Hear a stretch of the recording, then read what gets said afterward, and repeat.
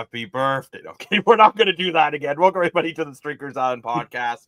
It is I, Jacob Moore, the self-proclaimed, critically acclaimed, never ashamed sports analyst. And we said, screw the rest of the panel. The Moore brothers are taking over this weekend because we taking over one podcast at a time. How's it going, Dan? Good. How are you? I am Liddy Committee, as the cool kid said in 2015. DJ Cowan. DJ Khaled, we the best, boy. Right. So we're best chicken noodle soup.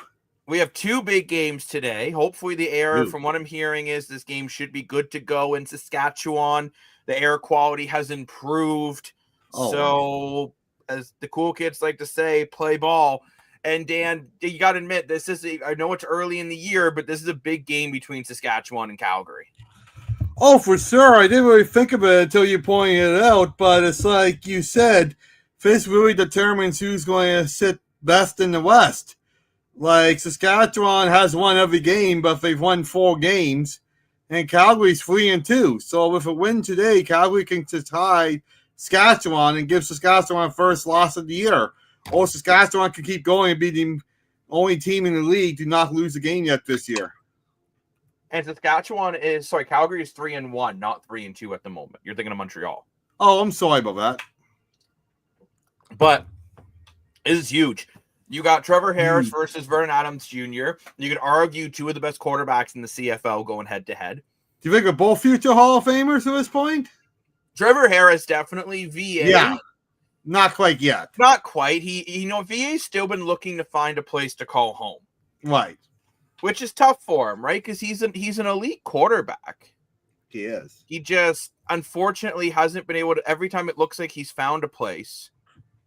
Like, I thought BC was going to be his permanent home, but then Nathan Rourke decided he didn't want to hold a clipboard anymore and he wanted to play football. So now he's back in BC. I honestly thought Montreal was going to keep Vernon Adams, and then they went to Trevor Harris, which at the time I understand why. Trevor Harris is, I believe he is a future Hall of Famer. Oh, for sure. But this is a big game, and what's going to be interesting, I think this game might come down to who can establish the run game and who can stop the other teams. Because as much as both these quarterbacks are elite quarterbacks in this Western matchup, I mean, both of these teams like to run the ball. The quarterbacks kind of cancel each other out at this point, don't you think? They almost do, yeah. But, I mean, in a way, yes, in a way, no. Trevor Harris and Vernon Adams are very different quarterbacks, right? Very true. Like, VA likes to use his legs. Trevor Harris likes to sit in the pocket. VA is going to look for the big play. Trevor Harris is going to look to methodically drive down the field. But I really think both of these teams have really needed the run game to get where they've got so far this year. And let's keep it a buck. I think if you can stop the run game for one of these teams and force them to have to drop back to pass 35, 40 times, maybe that's a recipe for success. For sure. I think, talk about the one game, I think there's going to be big games of both running backs, both for Mills and AJ Ouellette, for both premier running backs in the league. And I think we're both going to have really big games today. And I think whoever are going to have the best running games are going to win the game too. Well, that's what I mean. And I think it's really going to be, can one of these teams find a way to slow down the other team's running game? Right. So and that's tough to do. You're saying it's games going to really come down to defense more so than offense. Which, in theory, you would say defense is the favor would be going to Saskatchewan. But I think Calgary's defense is a bit better than anyone's giving them credit. Like, they have a pretty decent defensive line. Adding Webb really has brought in a playmaker in the defensive back area for this club. He's a special player. He is. So, and adding Flo, too, that was a big loss to the Argos. Well, I mean, the Argos did that to bring in Cameron Judge. And you could argue Cameron Judge was a huge loss for Calgary. To get good players, you have to lose good players. For sure. So I'm very interested to see, which one of these teams can really find a way. I think this is going to be a close game. Like, I don't see this one being a blowout either way. I really think it's going to come down to which team can get some stops, because both of these offenses are elite. Yeah, for sure. I agree with you. So, like, I mean, both teams have big play receivers. Both teams have running games. Both teams have good quarterbacks. And both teams actually played pretty well defensively. Calgary's only loss was in the full rain game against Ottawa, which that was a tough game to really judge how you're going to go. But I mean, for Calgary, a blemish was losing to Ottawa. No disrespect to our Red Black fans out here on the cast, but they have not been a strong team this year. You look at Saskatchewan, they've won every game this year, but it's not like they're bulldozing their opponents. They almost lost goals. Let's be honest, Dan, we got to be professional-ish. The Argos are not having a good year this year, right? No, of course not. But they're not a good team this year. It's something I hate saying, but so both teams have. Calgary lost to a team that they should have beat, and Saskatchewan. And maybe if Toronto decides to put 12 men on the field, maybe they don't win that one. Both of these teams are beatable in my opinion, right? But this is if Calgary wins this one, it just really makes things interesting. Oh, for sure it does. Do you think because the play on the field is pretty well even, do you think it comes down to coaching at this point for this game? I can't say what you want me to say, Lane. Oski wee wee. Oh, Dan said it. There you go. But that's another big game from like today, 1989. Right? A little expired. You know what's weird though? If Hamilton wins, they will tie Montreal for first in the East. That's another big game today too, because of the weather issue yesterday. We're having a double header today, straight back and back. The Calgary Saskatchewan is 4:00, and then Hamilton and Ottawa, I believe, are 7:00. So in theory, it could be right back to back. So that's going to be another big game in the East there. I mean, Hamilton's starting to look really, really good. Well, they are, and I think that the thing that's scary about Hamilton is that Kenny Lawler and Bo Levi Mitchell combination.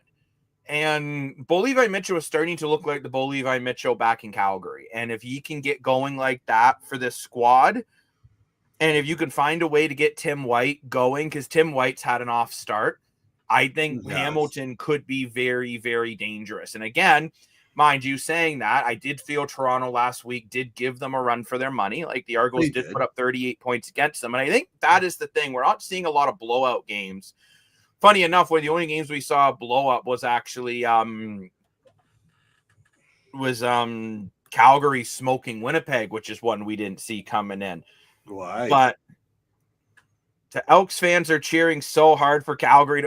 That's got to feel weird for Elks fans cheering for Calgary, though. Like, that'd be like me cheering for the Tiger Cats. Like, that just doesn't feel right. How come we're cheering for Calgary? When we could cheer for Saskatchewan because Saskatchewan is further away from Edmonton and yeah, but no, Dan, this comes down to, I think if what he's saying is if let's say Calgary wins, right? All of a sudden the West is pretty, and let's say then the Elks win this week. Now the Elks are only 2 games behind top in the West. Like the West is the biggest mistake people make in football is thinking a team's running away with it when we're only at like week 5 or week 6. I see it in the NFL. I see it in the CFL. It doesn't make any sense. Hello. Howdy, as we like to say here on the island. Or I guess we should say cowabunga. But cowabunga. It does feel weird, but special moments when you put our differences aside. Okay, fair enough. But honestly, in the West, though, and in the East right now, everyone's going on. Let's say Ottawa beats Hamilton today, which I think is feasible. Yeah. Now, all of a sudden, you have Ottawa with 2 wins, Hamilton 2 wins, Montreal with 3 wins, Toronto with 1 win, facing Montreal next week. Toronto beats Montreal, which I'm not saying is going to be an easy task, but it's possible, especially if Chad Kelly is back as rumored. All of a sudden, well, now you have a very tight race in the East again. It looked like for a while, Winnipeg and Saskatchewan were going to run away with it. Then Winnipeg get the doors blown off them in the Stampede Bowl. Now, all of a sudden, Hamilton's creeping up to Montreal, right? You got Ottawa. If they can get a win, they tie Hamilton. You have, if Edmonton wins and Saskatchewan loses, you're only 2 games behind first in the West if you're the Elks. So you think about this game in the East tonight with Ottawa versus Hamilton is just as important as the West game of Calgary versus Saskatchewan in terms of standings. Yeah, they're going to be very, very close. And I see Lane's picking Saskatchewan tonight. for the 4 o'clock. And I'm assuming Lane's picking Hamilton for the 7.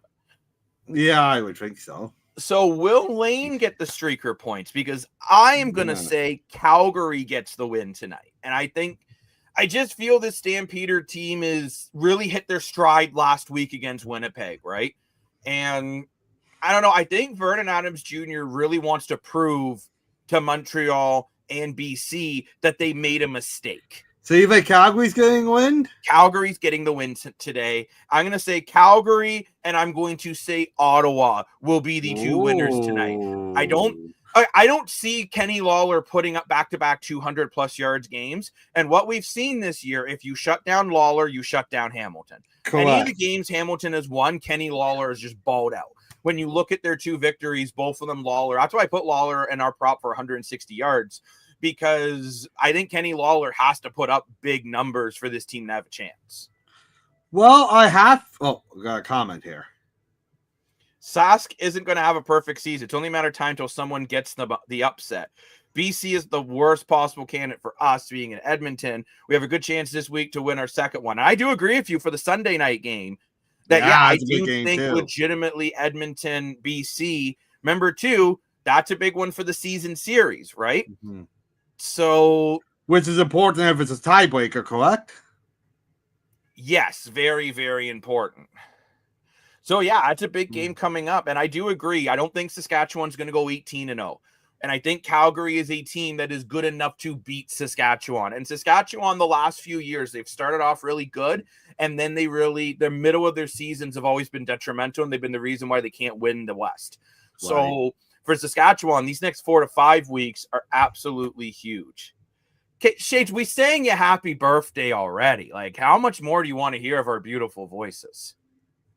I think Dan needs a solo, though. Like, Dan should make a solo mixtape. Happy birthday to Shades. Like, that's beautiful, Dan. It is. Yeah, absolutely beautiful. But I really think the games today, actually the games this week, we said it on our pre-record. It might only be 3 games this week, but they are 3 big critical games. For sure. They are 3 games that have big impacts on the standings depending on how they go. Like if Calgary wins today, I think it really blows the doors open in the West, especially then if Edmonton beats BC tomorrow, they're only 2 games back. If BC beats Edmonton, they're only 1 game back all of a sudden. A team that Lane and I were arguing if BC or Edmonton were the worst teams in the league, now we're talking how both of them could potentially get 1 to 2 games away from first. And crazy, eh? I mean, honestly, it's kind of like what we saw in baseball with the Toronto Blue Jays going into June, right? They were absolutely terrible. Then in June, the Yankees were terrible. The Jays go on a crazy run. They had a 2% probability of winning the division going into June. Now they're first in the division. Crazy, eh? Shades, I don't agree with you that the Red Blacks are cooked quite yet. No, I don't either. I think we got a good team. Drew Brown is back, right? And I think he's going to be much better today than he was last week. I agree with and that. You got to remember, it's the same thing I've said about the Argos. Luckily, no one in the East has really ran away with it. Let's say Saskatchewan wins today and improves to 5-0. Calgary drops to 3-2. Saskatchewan will be starting slowly to run away with it. Montreal could have ran away with it, but they've lost 2 in a row now to Hamilton and was it Edmonton last week that they played? Which team? Montreal. They played someone and they lost. They lost 2 in a row. Yeah. It was BC. Sorry, it was BC. But what I mean is, for the Red Blacks, I don't think they're quite cooked yet, just because, okay, if this was last year, Ottawa was kind of in the same spot Hamilton was last year, and Hamilton was done early because Ottawa and Toronto and Montreal were all playing pretty well. But right now you have Ottawa with 1 win, Toronto with 1 win, Hamilton with 2, Montreal with 3.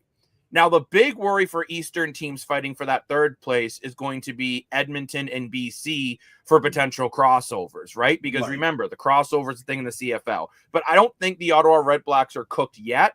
But if they lose this game, Hamilton moves to 3-2 or 3-3, one or the other. Like the 3 wins, and then Ottawa still sitting at 1, well, now needing to catch up in the season series.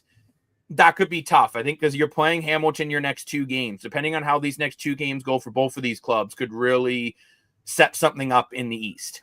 Call me crazy here, but here's what I think is going to happen today. I agree with you, Jacob, that Ottawa will beat Hamilton tonight. I think Drew Bowers going to have a very good game. I don't see Lowry hitting 200-plus yards again. However, I think Saskatchewan might beat Calgary tonight.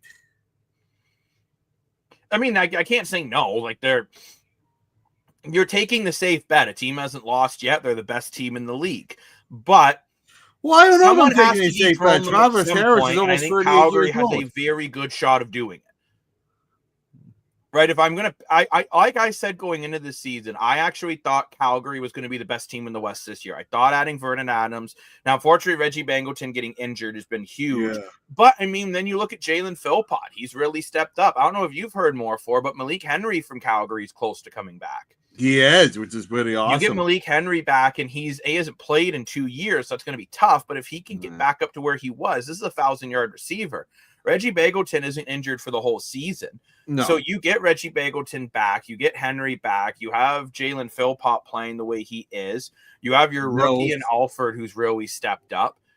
Mills is running the ball really well. All of a sudden, Calgary is a very good team again. And the East is open too, because we don't know what the Argos are going to be like with Chad Kelly back on the field. I mean, as much as everyone's going on, that's why they're losing. Nick Arbuckle has actually ran the offense the last 3 weeks pretty efficiently. I agree. The first 2 weeks were rough, but the last 3 games, I have felt Arbuckle with the win in Ottawa, the loss to Saskatchewan, and the loss to Hamilton, not in that order.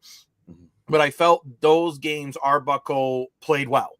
Right. So I think right now, if you're just looking at an offensive standpoint, Toronto could have 3 wins right now, realistically. Yeah, it's the defense that's been more my concern. And I don't know about Winston McManus. I know he's still wearing that knee brace in Toronto. So I know we're not here to talk about Toronto too much, but I just mean what I mean is like I think the CFL, the standings are really wide open spaces. That's how I feel about it. Well, for sure. Even like, you know, a lot of sports are like that. It's only about the first quarter into the season, right? So yeah, it won't be until we hit Labor Day, I would say around September, where we start kind of seeing gaps closing with different teams. My prediction, I think. Especially if we get some upsets here, because if Ottawa beats Hamilton, that's an upset. If Calgary beats Saskatchewan, that's an upset. Yes. If Edmonton beats BC, statistically, it's an upset. I actually think these 2 teams are pretty even. I think Edmonton's going to beat BC tomorrow. So you're picking for your upset, you're picking either Ottawa or Edmonton to be your upset if you're taking an upset this week. Yes. My upset, if I was going to pick an upset, it's going to be Calgary. And that's a very good bet. Team, but I think Calgary matches up really well against the Riders. Right. However, it'd be interesting to see how our teams who got all prepared and amped up yesterday, how are they going to play today? That is very tough on the players and the fans, I feel, for them. But I think overall the league made the right decision. And for people saying that the CFL is a Bush league, that is not true. George Bush isn't in the league. We see this in baseball all the time. We're lucky enough to have the Sky Dome, so we can just close the roof. But in other stadiums in U.S., they don't have that luxury. How many times do we see rain delays in baseball? And how many times do we have them play 2 games in one day, like the same teams? Over time, at least a few times a year. So for people to say a CFL is a Bush league, this happens in the MLB all the time. I mean, in that Buffalo game when that poor man, no, it's not Hurts. What's his name? Jamal Hanwin. Almost when he died on the field, people thought they were going to cancel. I think they rescheduled that game too. No, they ended up canceling that game completely. What I mean is, like, sometimes crazy things happen, and you have to worry about, as much as we care about the league and the sport and the game, and you got to worry about player safety. You got to worry about player safety number one, right? The only thing I would have changed in that one, and I think it's because they were trying to find the Stampeders hotels. I think I would have just canceled that game sooner than they did. Yeah, for sure. Just because, fans sat there 3-4 hours waiting. This is ridiculous. And that's not good for the fans either. If the air quality is bad for the players, we've talked about on the island before, there are fans of all different abilities and all different ages that support the CFL in every sports, right? So you got you got people who are older or people with disabilities. That's going to be hard for them to believe in the air quality too. And you should consider everybody's age and ability, right, with all fans. So that's not why keeping them sitting as long as they did. No, I agree. It's just I think this one, though, at the end of the day, this is, as much as I said, I think all of these games are important. I think this is the game that is really, today are the two games that really could be setting up the way these conferences could be going. For sure. Like the Sunday game, don't get me wrong, BC and Edmonton. I think Edmonton is really looking to, and cut in the comments, correct me if I'm wrong, but if the Elks of the last few years, it's taken them a bit to get their first win, but once they get one, they usually go on a bit of a run. Right, yeah, they got to an area of this till week 4 to get their first win instead of like your 9th or 10th game. So like you're in better shape right now, and especially if you beat BC tomorrow, then you tie BC. And it's just, I think the standings, we said it at the start of the year, we didn't feel the spread from the best team to the worst team in the league was as big as it's been in other years. Like I didn't think Winnipeg and Saskatchewan were as dominant this year as they've been in years past. I guess Saskatchewan's 4-0, but they've had some close games. They had a close game to Hamilton in their first week, right? Yeah, there you go. Against Ottawa, their first week, or Drew Brown threw for 400 yards. I think if Drew Brown doesn't get hurt, Ottawa might be sitting, at a 2-3 record or a 3-2 versus a 1-4, right? So, But this is a must-win game for Ottawa this week. You really don't want Hamilton going to 3-2 when you dropping to 1-5. Yeah. Because I've said the same thing about Toronto. Like these teams like Ottawa and Toronto, they got to win, I'd say it's 70% of their games for the rest of the year to have a shot. And that's not easy to do. It's doable, 70 to 80, maybe like 75 to 80%, but it's not easy. No, definitely not. But Dan, I want to ask you here about, we got talking, he's getting our streaker points here. So you are taking Calgary. You're taking Saskatchewan, correct?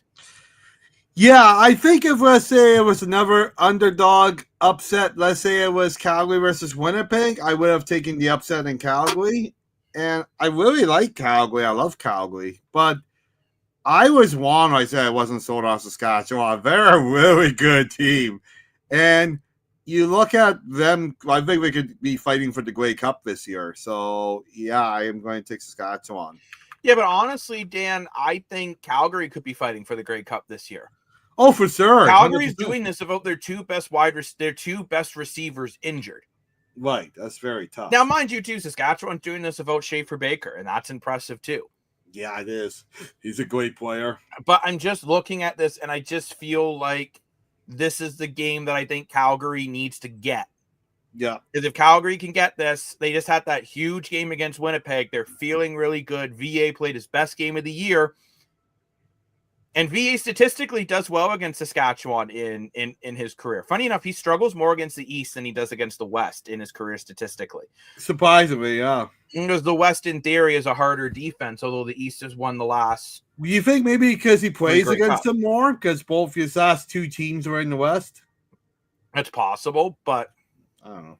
I'm just curious to see how this one goes, and I am going to be taking the Ottawa Red Blacks getting back in the hunt, beating the Hamilton Tiger Cats today. Yeah, I think so too. I am too. We know Mr. Dasko will be taking the Tiger Cats, and he's taking. Was Dasko taking Saskatchewan? Yes, he was. He said that in the comment section. He did, yeah. So, I mean, like I said, we got a couple really big games today, so I'm excited to see how. And a big one tomorrow. And tomorrow too, we got a huge game tomorrow too between. I'm taking Edmonton for tomorrow. That's one thing I love about the CFL, and I get people, and myself included. I wish there were more teams in the league, but with the way the league is structured, almost every game you can find a way to be like, wow, this is a big game for these teams. Yeah, versus 100%. the NHL when you have the San Jose Sharks playing the Chicago Blackhawks in their 70th game of the year and they both suck. It doesn't really matter. Now, mind you, want to talk about this in another episode, but I actually think I'm going to have a hot take here. I think the San Jose Sharks actually make the playoffs this year. We were talking off camera too. We were, Dan, and I agree with you 100%. I think the San Jose Sharks make the playoffs this year. And like, I don't know why Chicago didn't do what San Jose did. They brought in Dmitry Orlov as a good defenseman. They brought in Jeff Skinner as secondary scoring. They brought Ryan Leaves to protect the younger players. I don't know why Chicago didn't do that. This year that Ripson thinks the Cats were lucky last week. Ooh. And, well, you know what? Kind of interesting point. Hamilton, and, don't take this the wrong way, Cat fans, but I do find Bo Levi Mitchell he gets arrogant and cocky. And yes, he's had a couple. You beat Hamilton. You beat Hamilton. He is Hamilton. You beat Montreal and you beat Toronto. You're feeling really good. And I get that, but I could see them getting overconfident and trying to fit some balls that just aren't there. Like there was a lot of chirping too between Chad Kelly and Bo Levi Mitchell towards the end of that game as well. And I didn't know that. I don't know what the chirping was. I just know there was chirping. Let's be honest, both Chad Kelly and Bo Levi Mitchell like to run their mouth. So that rivalry is heating right up. And like I said, for anyone who thinks the team's out of the standings yet, too early to call. Oh, for sure, 100%. Because remember, in a 19 league, 6 make the playoffs, right? And all 9 of them have won a game now, which is unusual. This might sound weird, but we've had it where we're waiting till week 9 or week 10 for all the teams to at least have one win. Right, exactly. So that makes and what's interesting too is I look at it, every team has beat someone in their conference as well. Yes, that's right. Right? Because BC's beat Edmonton. Edmonton's beat. I'm drawing a total blank. Well, they beat Ottawa, so they haven't beat someone in their conference yet. But then you got Toronto, who's beat Ottawa, and Calgary's beat multiple people in their conference. So has Saskatchewan, and Ripson, I gotta agree with you. I think this might be Calgary's year. Like the stamps look good. And we've been saying on the island right from the get-go, but I'm really shocked how good Saskatchewan is. So I think we're going to give them a good one. I mean, I hate saying it. The West, I think the West is back to being dominant again this year. The last couple of years, the West and East have been pretty even. The only thing that could hurt a team in the West, especially Saskatchewan, is Trevor Harris. He's already been injured once this year, and luckily his hasn't been a long-term injury. But Trevor Harris has not played a full season in the last 3 years. Why? So if he gets hurt again, I mean, I know they have Jake Maier, but Jake Maier is not a sustainable quarterback for a long time. Maybe he is with a better O-line, right? I don't think so, but time will tell. I don't think so either. I'm just playing devil's advocate, right? But no, I think this could very well be Calgary's year. And if you're in the East, Toronto and Ottawa need to start winning games because we could be getting a crossover situation from the West. So we might only have 2 teams from the East make it this year. Yeah. But Montreal has lost 2 in a row, and we're gonna have to get off soon because I want to watch the game. I was just thinking that. But I'm just gonna keep it real here. And Montreal's lost 2 in a row, and everyone's saying it's because Davis Alexander's been injured. But what happened to your best defense in the league getting cooked? Because what happened is playing to the best defense in the league, letting Nathan Rourke run a perfect 40-second offense? Mm-hmm. Right? Like, I don't know. I think teams are starting to figure out how to read Montreal's overly schemed defense. And I think Montreal needs to be a little more aggressive on the offense at times. So, I don't know if Davis Alexander will be back for next week. I would assume he would be. But I also don't feel MBT, especially the game against the Lions. I thought MBT played great. He did. I think so too. I think for Montreal, they have some concerns right now after losing 2 in a row. And if, let's say, you lose a game, let's say, I'm not saying it will happen, but I do feel there's a good chance. I think there's a chance Toronto can beat Montreal next week. And if they do, like, all of a sudden the East is wide open again. So 100%. All I mean is if you're giving up on your team now, Shades, don't be giving up on your team just yet, because these standings are tighter than they look. You feel like you're out of it. And then all of a sudden you win a game, someone else loses a game, especially for Ottawa playing Hamilton. Just like Hamilton looked kind of out of it, then they beat Montreal and Toronto. And next thing you know, hey, we're talking about Hamilton trying to tie for first in the East tonight. Yeah. Exactly. So we're talking Edmonton being in striking distance to a playoff spot after this week. So, I mean, you just got to give your team some time.